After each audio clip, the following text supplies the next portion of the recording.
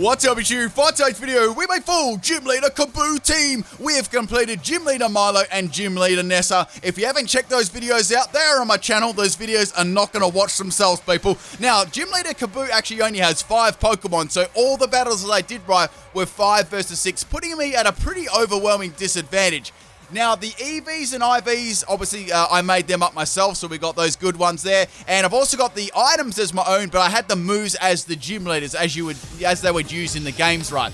Anyway, we got 2 battles tonight, and they were really, really good. If you want to hit that like button, people, you should, because it's not going to hit itself. I would appreciate it if you could do that, though. All right, I'm not sure what this trainer name is. If you do ever see this video, you know, thanks for the battle. And someone can translate that name for me. Okay, we got a Rotom Oven as the lead. I've got Slazzle as my lead. We got a max speed, max special attack, timid nature Slazzle. We got Flamethrower, Dragon Pulse, Sludge Wave, and Foul Play. Foul Play, you're probably not going to be using too much because, you know, Slazzle's better off going for its main 2 stab moves. So going for Sludge Wave there, and Rotom's going to go for a Trick Ride. Man, wait, the oven's open, and the food's come out raw. Well, I've actually got a pretty good funny story about food in a second. I'll tell you in a second. Anyway, so I'm going to give the Rotom a Focus Sash right. I'm going to go for another Sludge Wave here, and Rotom is going to go down. Once I bought like one of those pizzas, those pre-made pizzas. It had cardboard on the bottom, and I put the pizza into the oven, right? But the cardboard, it stuck to the bottom of the pizza. I cooked the shit out of it, right? And then it comes out. The cardboard is actually encrusted into the crust of the pizza.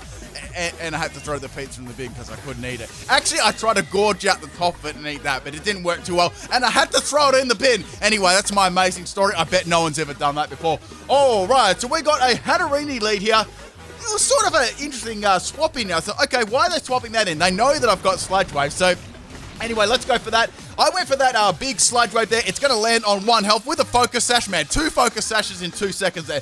And now we got the Hatterini setting up the Trick Room.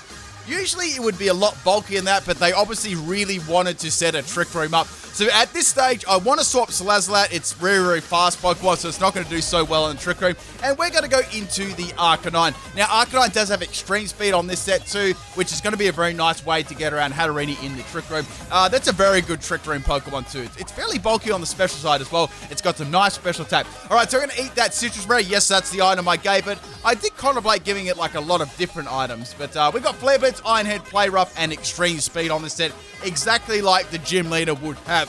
Now, I thought about making my own sets. I know a couple of people said, why don't you make your own sets for these teams? But I thought, it's not really the Gym Leader's team if I use different moves. Also, I changed my character again to the Gym Leader. I hope you guys like that one. I put on my makeup, my lipstick, everything like that. Man, that's got to deserve a like, doesn't it? Anyway, so we got our 2 Pokemon down, and now we got the Tyranitar coming. Now, Tyranitar is a very strong Pokemon against this team. It's also going to set up the Sandstorm too, so a lot of my moves were not very effective against Tyranitar at all. I'm going to swap out here, and I'm going to be going into Torkoal. Now, Torkoal is actually the only Pokemon that I can really deal well with Tyranitar. You'll be able to see in a second. So what we're going to do, right, we're going to get rid of that sand. And we're going to put the Drought on the field. Now, Tyranitar went for a Stealth Rock there. That's really, really bad because you guys know what Pokemon's going to get wrecked by that. But anyway, more on that a little bit later. This set contains Body Press. Now, Body Press is based off the defense of the Pokemon, right? Not the attack. So we're going to go for a Body Press. That is 4 times super effective, and Tyranitar gets absolutely obliterated there. I actually outsped it in the Trick Room, which made that all the more awesome KO. So we're taking out half their team already. I haven't even lost 1 Pokemon yet. So things are going really, really well. Now we've got Golluspot coming out. So like, okay, this is going to be rather interesting. What can I even do against this? I could go for a Heat Crash, but I know that it's not going to do much damage. I could set up my own Stealth Rock. I decided to go for Heat Crash there, and of course, they Dynamax on my freaking Heat Crash. So Heat Crash, if you don't know moves that are like, you know, like Heavy Slam, Wailord, and all those sort of moves, those weight-based moves and things like that, they don't affect Dynamax Pokemon. Because if you think about them, you've got a big old donkey Golluspot there, and you're like a tiny Torkoal, right? So I nearly call that Torterra gang. Anyway, if that does nothing to like a big old Pokemon there, it's going to do nothing. So it sort of makes sense, but logically it makes sense. But then again, Pokemon hasn't always been logical. Anyway, so we got, I assume that's Liquidation coming from the Golluspot there.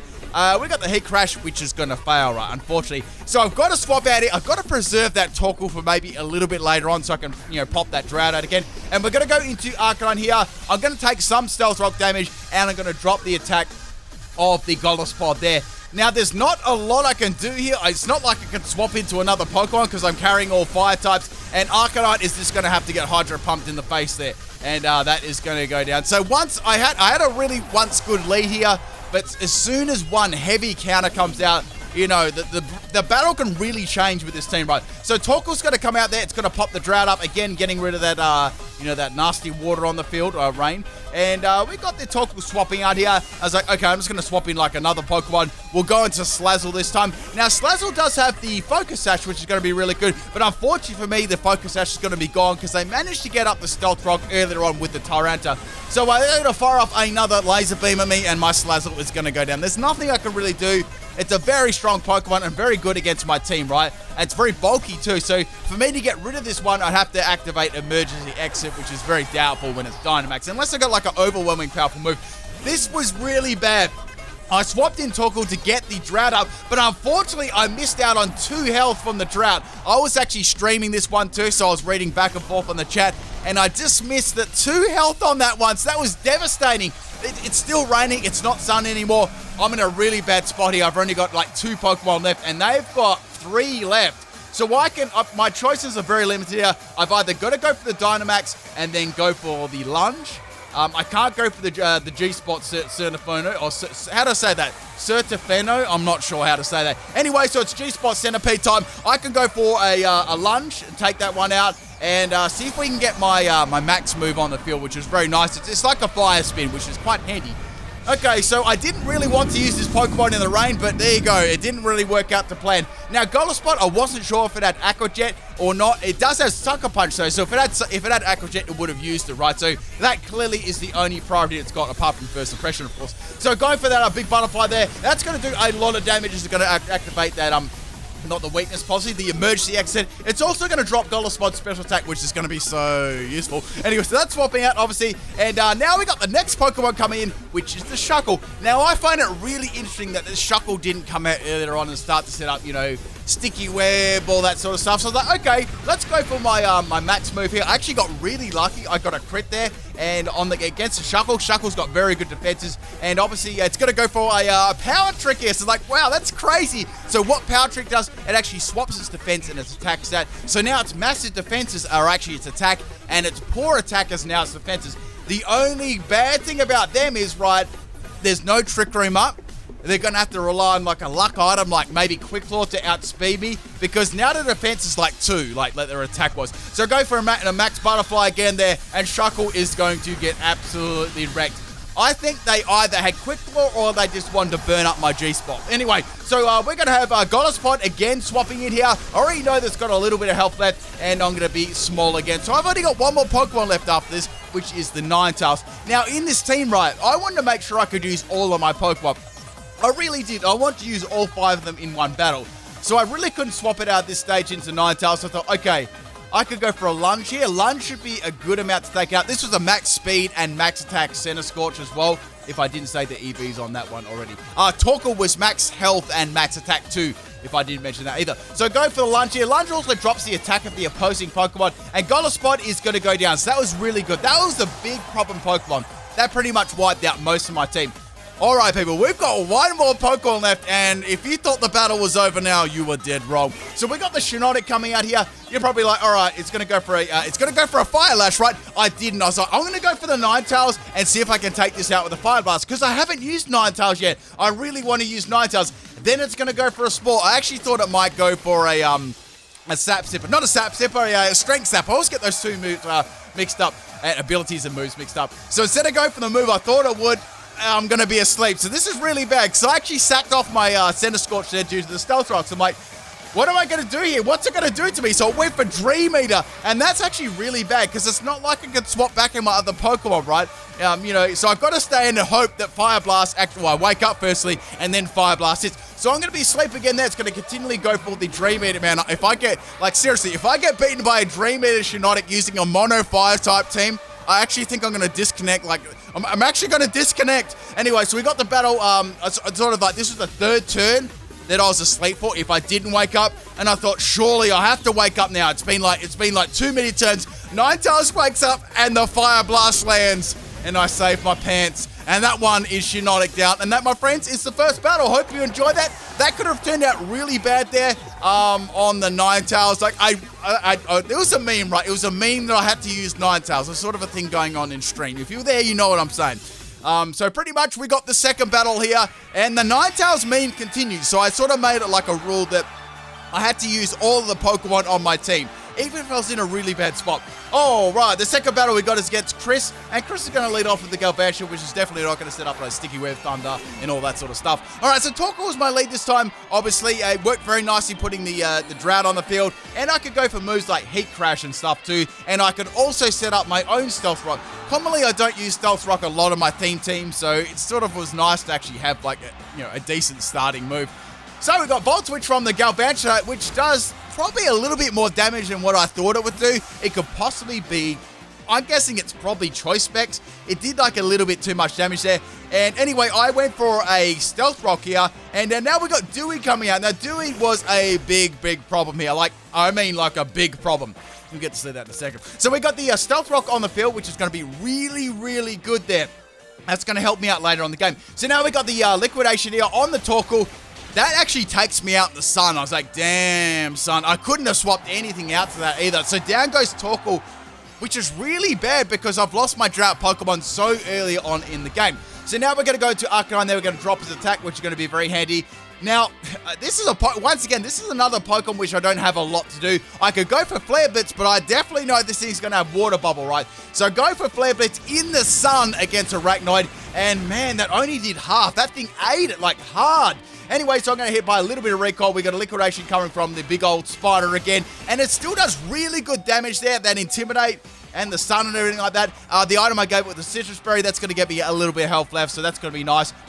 I can use one more Flare Blitz to take out this Arachnid. I'm pretty sure that it's going to be enough to take it out as well. This is a big problem Pokemon. Anyway, now they're going to go for Protect. They're going to try and stall out that sunlight. That's one more turn remaining of the sun as well. So it's like, crap, I need to take this out. This will actually really wreck me here. So go for another Flare Blitz here, hoping to close out the Arachnid before it does anything else, or maybe it swaps out and comes back later. I actually expected to swap out here, but instead of swapping out, Hacker Exposed people, they've gone for a Totem Arachnoid. Man, Totem Arachnoid isn't in this game. What's this guy doing? How's it being online? Just joshing. Anyway, so we've got the big old spider here. I can go for the Flare Blitz, but as you guys know, this thing gets a big buff, or any G-Spot Pokemon, Dynamax Pokemon gets a big buff in health. So I knew that I wasn't going to be able to take it out. So they decided to do that, not at full health, but at half health. They probably realized their Pokemon was very strong against my team, right? Anyway, the only thing about that is I did take a lot of damage off them, and it's not the fastest Pokemon in the world there. Alright, so it's going to take me out with basically a bubble, and Arcanine is going to go down. I've still got 3 other Pokemon though, but I haven't actually taken out any other Pokemon on their team. So currently at this stage, it's 3-6 at the moment. So that's not a score you ever want to be in. Like, you got to clutch in hard. So I got to send in my own G-Spot Pokemon, so I can go for a Max Flutterby, a G-Max Centinferno, or a Max Darkness. I could go for like any of those moves to try and take it out. I thought, I've got to go for a Max Flutterby. I don't want to sort of like, I don't want to mess around going for my G-Max move, because if it does live, I'm going to take unnecessary damage. Well, what I mean by unnecessary damage, it'll probably like one-shot me or get very close. Okay, so go for G-Spot Centipede here, man. This is actually Pokemon's really grown on me, especially in its in its G-Max form. It's really cool. Okay, so I remember my Dynamax candies. I forgot to say that. I've remembered it, people. And now we can go for the Max Flutterby, which is going to do some really good damage and get rid of Arachnoid. Now, the thing I want to talk about here, right, that crit didn't matter, by the way, is they use the Dynamax and the G-Max, right? You can use them really early in the game, which is great. A lot of the time, it can give you a good head start. But if you don't make use of them, if you don't make use of that mechanic, you could be in for a world of pain, right? I just want to say that right now, because that's a very good thing to remember. You got to make use of your Dynamax and G-Max. Okay, so we got our Wart coming out here, and I can go for a Max Overgrowth. This is actually coming off Power Whip, so they probably didn't expect me to have a grass move on this thing at all. Quite an interesting couple of Pokemon got Power Whip. Gyara's got Power Whip too, which is really cool. Okay, so we got the Wart. The Wart's gonna come off. And that is going to get wrecked. I think that would have taken it out if it was a Dynamax size of a toad as well. So we've got the grassy terrain up on the field. Yeah, the grass is going to be growing a bit with all the water and rain happening, and that's actually going to heal me up and all other Pokemon up as well. It's also going to heal the opponents up, but that's fine. I've got my power, which is going to be really, really boosted here. So now we've got a Leggy coming out. Don't ever miss leg day, people. Don't ever miss it. And now I can go for a Max Darkness or a G-Spot Centinferno. I'm thinking I could go for the Max Darkness because I was a little bit worried they're probably going to have Flash Fire right there. What's the chance of them having white smoke? Anyway, we're going to go for the Max Darkness there, and Leggy is going to go down. So suddenly we're back into this battle. Like at the start, 6-3, a lot of you people are probably thinking, damn, this is going to be like a, this is going to be a Friday video. It's going to be a sweep. But I managed to catch back into the game with my G-Max form, but partly because I did a lot more than they did with theirs. Now we got a Snarly coming in here. It's going to take a little bit of Stealth Rock damage. Now Grimmsnarl is a bulky Pokemon. It's got a lot of support type moves. It almost always runs Prankster as well. So I thought, okay, my best move here would not be Fire Lash because it's raining. It would not be Lunge because I've got Power Whip. So they're going to go for a Fake Out. Man, look at those tentacles. Man, you wouldn't want to get hit by all three of them. So I've got flinched by the Grimmsnarl and the rain is gone. So I was like, okay, that's actually not too bad. My options are sort of like open now to go for a Fire Lash or should I go for a Power Whip. At the moment, the grassy terrain was on the field, so it was a little bit appealing to go for the Power Whip. Even a Fire Lash, like either one of these moves, I don't think would take it out, but it would do a lot of damage. So now we got a Sucker Punch from the Grimmsnarl. That takes me out with a crit. That most definitely mattered. So once again, RNG absolutely wrecked me there. And once again, the battle's turned around because I was in a very strong position there, and whereas now I'm not in such a strong position. So going into Salazzle. So Salazzle once again does have the Sludge Wave, which is going to be like super handy against this. I'm not sure whether this is running any bulk apart from health. I'm assuming it's running like Max Health and Max Attack. Adam and Nature, which is pretty good on Grimmsnarl. Grimmsnarl can run very bulky as well on the supportive side. But I think they've definitely got EVs in attack, to be able to have done that damage with Sucker Punch, even though that it was a crit right. So we've got the Prankster Thunder Wave here. That could be a problem. So I've got Focus Sash as my item. I was like, okay, if Sludge Wave take this out, I'm actually in a pretty good position. If it doesn't, I'm in a kind of bad one. So Snarly is going to go down, which is really, really good there. I've got 2 more Pokemon to go. So we've got Galvantula and a Pokemon which I'm actually not really worried about at all. I wonder if you can guess what that is. I'm not going to say. Now, we've got Sparks coming back in. Now, Sparks is obviously going to be able to speed me right. Stealth Rocks are on the field, so it's not going to have like Focus Sash activated or anything like that. My best move here is to go for the Flamethrower. Now, Flamethrower will no doubt take it out in one shot. But the problem is, if they go for the Thunder, which they're definitely going to go for, am I going to get paralyzed on 1 health, and then I've only got 1 more Pokemon to pick up the slack? That could be really bad. Focus Sash kicks in, and Flamethrower goes through and takes out the Galvantula. Whew. I was really, really I was sweating over that one. Okay, so remember I was talking about Ninetales at the start? We're doing a Ninetales meme. I'm continuing that Ninetales meme throughout this team. So the last Pokemon we got is Hokey Pokey, which is the Ferrothorn. So Ferrothorn was the least threatening Pokemon on their entire team. Basically, I could take this thing out with the Ember. I actually wish I had Ember on the set. So I could get paralyzed, right, and it could take me out with some sort of any move, like Gyro Ball, whatever. So I decided to swap into Ninetales. I'm like, okay, what could possibly go wrong here? Then they went for a Body Press on my Ninetales. Oh, that would have hurt. And I got critted too. So I'm like, oh crap. If I get critted again, or if this just goes for any sort of physical type move, it'll probably take me out. I hope Fire Blast doesn't miss it, because this could be really bad. It's like deja vu, people. This is literally deja vu from the first battle. So I've gone for the G-Spot Fire Blast. I've got Life Orb. Like, Ember's going to take this thing out, and Fire Blast lands against the Ferrothorn. Thank goodness Hokey Pokey going to go down there. And that, my friends, is the second battle. Hope you enjoyed both these battles. They're really entertaining and fun. And to those people I've battled, if you ever watched this video, GG, thank you. And check out the bloopers and bonus battle. Peace.